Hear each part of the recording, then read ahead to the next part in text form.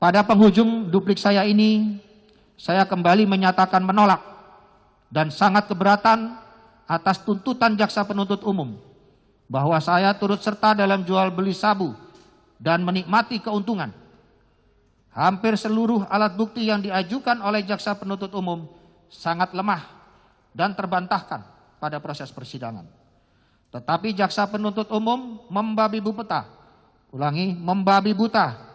merekayasa dan memanipulasi kesaksian dan barang bukti agar surat tuntutannya menjadi gol.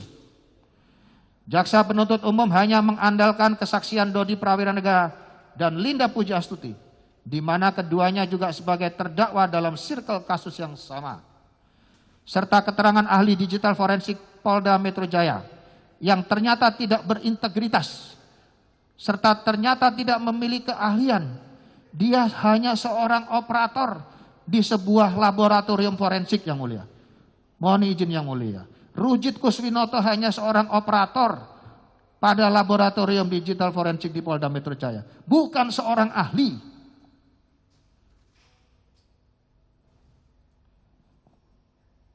Ahli digital forensik yang dihadirkan oleh jaksa penuntut umum bahkan terlibat dalam konspirasi dengan cara memenggal-menggal alat bukti yang diekstraksi sesuai dengan koordinasi dengan penyidik maupun berdasarkan laporan kemajuan. Seharusnya dia berkewajiban menyajikan seluruh percakapan secara utuh, tidak terpotong-potong sebagai amanat dalam Undang-Undang ITE pasal 5 dan 6. Kesaksian Dodi Prawiranegara hanya berdiri sendiri tanpa didukung oleh saksi lain atau alat bukti lainnya. Demikian juga kesaksian Linda Pujiastuti juga berdiri sendiri dan tidak didukung oleh saksi lainnya atau alat bukti lain. Uns testis nullus testis. Satu saksi bukanlah saksi. Demikian pula dengan alat bukti percakapan telah dibantah oleh kedua saksi IT, Bapak Ruby Alamsyah dan Rujit Kuswinoto sendiri. Bahkan untuk melengkapi dan menutupi kelemahan dalam tuntutannya tersebut, jaksa penuntut umum tidak segan-segan melakukan rekayasa dan manipulasi keterangan saksi dan barang bukti. Terbukti dengan diputar balikannya keterangan saksi Arif Hadi Prabowo, Fatullah Adiputra, Maulana, Yanto Parluhutan Situmorang, dan Muhammad Nasir, serta memasukkan barang bukti sabu milik orang lain ke dalam surat tuntutan saya, menjadi seolah-olah sabu tersebut disita dari saya. Seluruh keterangan yang saya sampaikan selama proses persidangan ini sudah pasti berbeda dengan keterangan para terdakwa lainnya. Pasti berbeda.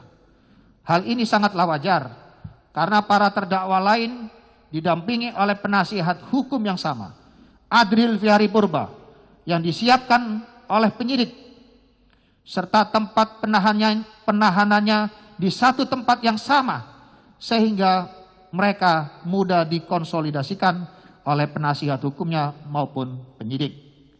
Terbukti setelah dua orang terdakwa lainnya memisahkan diri dengan Adril Viari Purba, yaitu Janto Parluhutan Situmorang dan Muhammad Nasir, mereka membuka semua rekayasa dan skenario yang telah disusun oleh Adril Viari Purba, Dodi Prawiranegara, dan penyidik, bahwa mereka memang dipaksa-paksa untuk mengaitkan nama saya dalam perkara ini.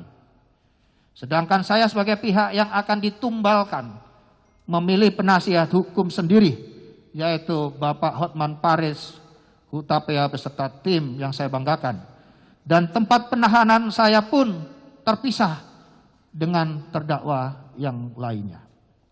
Majelis Hakim yang mulia, dalam duplik saya ini sengaja pada beberapa poin yang substansial saya sertakan tabel dan gambar beserta sumbernya yang otentik, dengan maksud agar jaksa penuntut umum tidak lagi mengatakan bahwa pembelaan saya hanya berdasarkan asumsi, mengada-ada, dan tanpa dasar.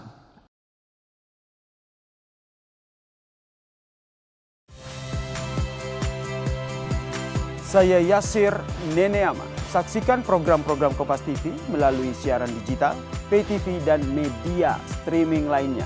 Kompas TV, independen, terpercaya.